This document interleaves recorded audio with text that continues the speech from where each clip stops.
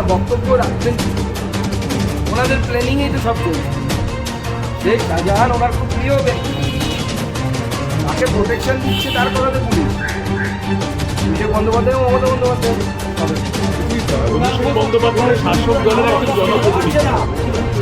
সরকারের পক্ষ থেকে কোনো ধরনের ব্যবস্থা নেওয়া হয়নি, নেওয়া সম্ভব না। কারণ বুঝতেই পারছেন এই সন্দীপ ঘোষের ডিমোশন হয়েছে, তারপরে কোনো তদন্ত ছাড়াই আবার তাকে তার জায়গায় ফিরিয়ে আনা। তার মানে ওনার পেছনে ওনার কোনো বড় মাঝি আছে যিনি নৌকা ভালো মতো চালিয়ে নিয়ে যান ওনার নৌকা। সুকান্ত দা তৃণমূল কংগ্রেসের পক্ষ থেকে সাংবাদিক কিছু ছিল না, এখন পরিকাঠামো অনেক উন্নতি হয়েছে, কেন্দ্র কুম্ভকে টাকা দিলেও ভাগ্যিস ভালো বলেননি যে কপিল মুনিকে উনি বানিয়েছিলেন, এটাই শোনা বাকি আছে। এরপরে হয়তো বললো কপিল মুনিও ছিল না, আমি কপিল মুনিকে ধরে নিয়ে এসেছিলাম, এটাই শুনবো।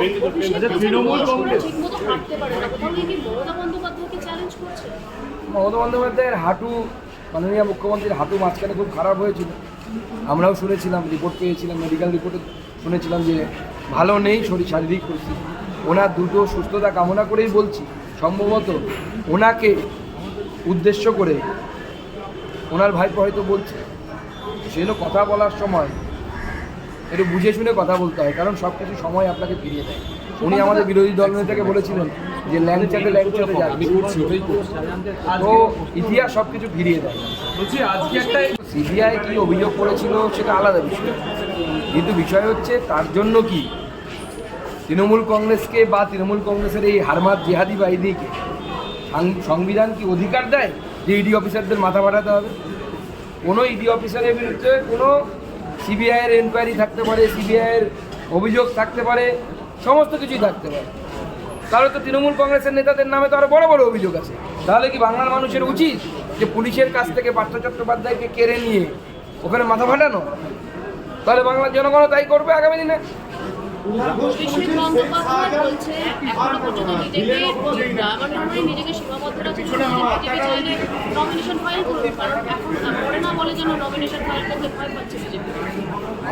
বিজেপি নমিনেশন ফাইল করবে এবং অভিষেক বন্দ্যোপাধ্যায় ডায়মন্ড হারবার থেকে হারবে।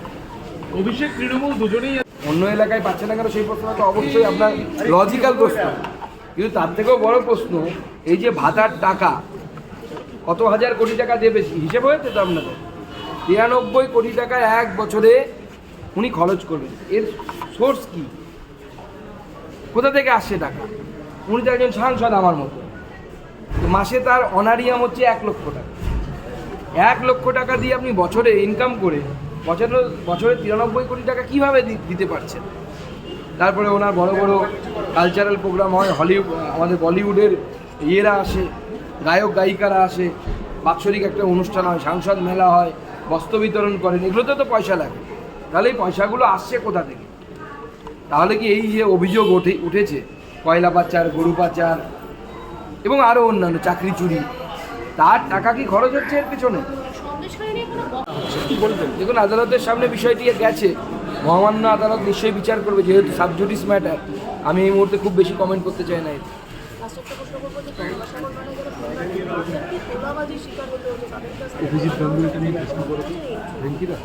দেখুন, পূর্ণ করতে গেলে ওখানে তোলা দিতে হবে।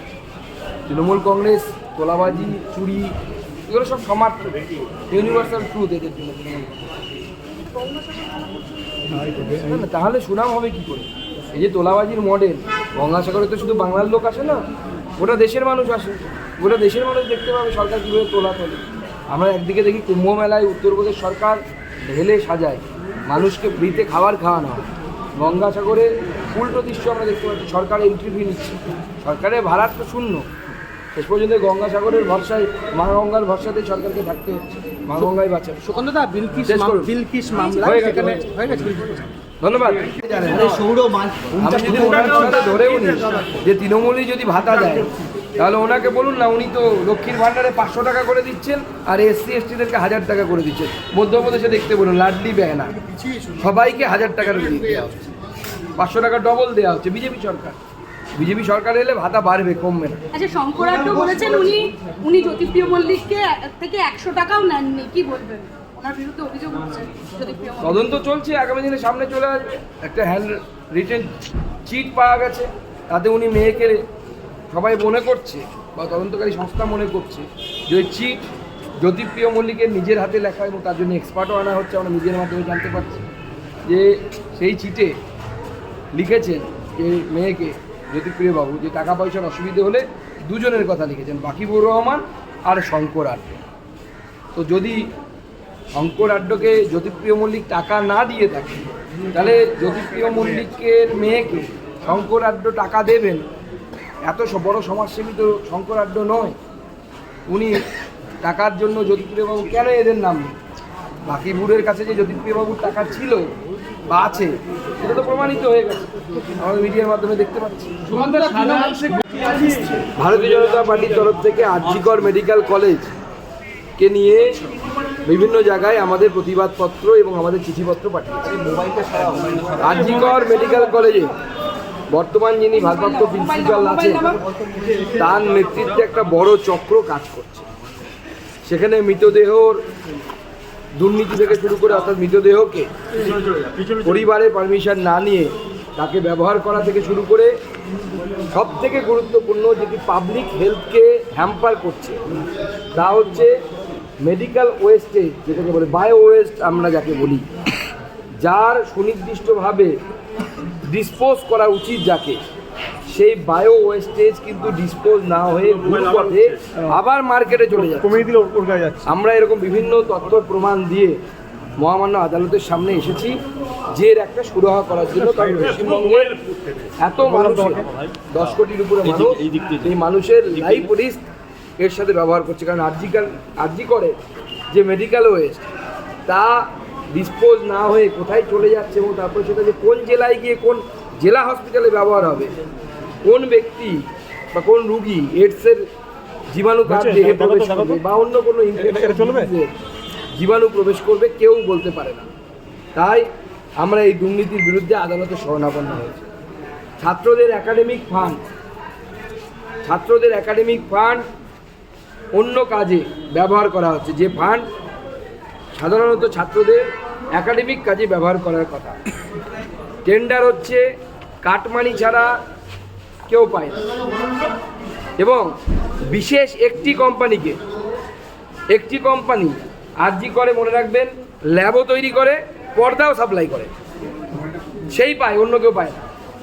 যদি আরজি করের পর্দা দিতে হয় সেই কোম্পানি পাবে, আবার আরজি করে যদি কোনো ভালো অ্যাডভান্স ল্যাব তৈরি করতে হয় সেই কোম্পানি পাবে, দ্বিতীয় কোনো কোম্পানি পাচ্ছে না। কম দামি মেশিন, যে সেম মেশিন অন্য মেডিকেল কলেজ যে টাকায় কিনেছে আরজি করে তার থেকে অনেক বেশি গুণ টাকা দিয়ে সেই সেম মেশিন সেম মডেল কেনা হয়েছে। আমরা তারও তথ্য প্রমাণ মহামান্য আদালতের কাছে জমা দিয়েছি। আমাদের লিগাল ডিপার্টমেন্টের কনভেনার লোকনাথ চ্যাটার্জি আছেন, আমাদের তরুণজ্যোতি তিওয়ারি আছেন এবং আমাদের সহস্রাংশুদা আছেন। এরা সকলে মিলে এই বিষয়টি দেখছেন এবং তার সাথে আরজিকর হসপিটালের যিনি প্রিন্সিপাল আছেন, যাকে বারবার ট্রান্সফার করে দেয়া হলেও বা ওখান থেকে তার পদ থেকে সরিয়ে দেওয়া হলেও উনি কোন জাদু বলে আবার ঠিক আগের জায়গায় চলে আসে। ওনার বিরুদ্ধে দুর্নীতির অভিযোগ ভিজিলেন্সে গেছে, সরকারের কাছে গেছে, এমনকি আমরা কেন্দ্রীয় এজেন্সির কাছে গেছি। তো কেন্দ্রীয় এজেন্সি হয়তো সরাসরি এই মামলায় ঢুকতে চাইছে না, তাই আমরা আদালতের শরণাপন্ন হয়েছি। আদালত নির্দেশ দিক কেন্দ্রীয় এজেন্সিকে এবং সেই কেন্দ্রীয় এজেন্সি যেন তার বিরুদ্ধে অ্যাকশান নেয়, কারণ স্টেট ভিজিলেন্স আমাদের কোনো অ্যাকশান নেবে না। আর এই যে সন্দীপ ঘোষ যিনি দায়িত্বে আছেন এখন আরজিকর মেডিকেল কলেজে, একে একসময় ডিমোশন দেওয়া হয়েছে।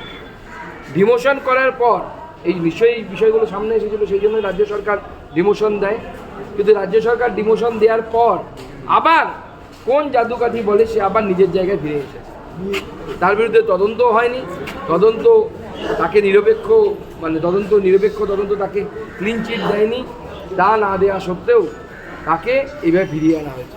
তাই সাধারণ মানুষের চুরি চামারি তৃণমূল আমলে হবে না, এটা আমরা ধরেই নিয়েছি যে হবে। যেমন ইউনিভার্সাল ট্রুথ আছে, আমরা ইংরেজিতে পড়তাম, হ্যাঁ, তো সেরকম চুরিটা হচ্ছে তৃণমূলের ইউনিভার্সাল ট্রুথ। তৃণমূল আর চুরি সমান, কিন্তু আমরা সবথেকে বেশি চিন্তিত হচ্ছে বায়ো ওয়েস্ট, তার যে মিসইউজ এবং ঠিকমতো ডিসপোজ না করা। কালকে আপনি যদি কোনো একটা ভ্যাকসিন নিতে যান বা টিটেনাসের একটা ইঞ্জেকশন নিতে যান, সেই সিরিজটা যে আরজিকর থেকে ইউজ হওয়া নয় আপনি কিন্তু জানতে পারবেন না। আপনার এবং আপনার পরিবারের, ইনক্লুডিং আমাদেরও, সকলের পরিবারের লাইফ রিস্ক এর উপর নির্ভর করছে। তাই আমরা মহামান্য আদালতের শরণাপন্ন হয়েছি। আমাদের তরুণজ্যোতি তিওয়ারি বিশেষভাবে এই মামলাটি দেখছেন এবং অন্যান্যরা যারা আছেন লিগ্যাল ডিপার্টমেন্টের, তারাও এর সাথে তাকে সহযোগিতা করছে। আমার বিশ্বাস যে মহামান্য আদালতের কাছে আমরা ন্যায় পাবো। শুধু এই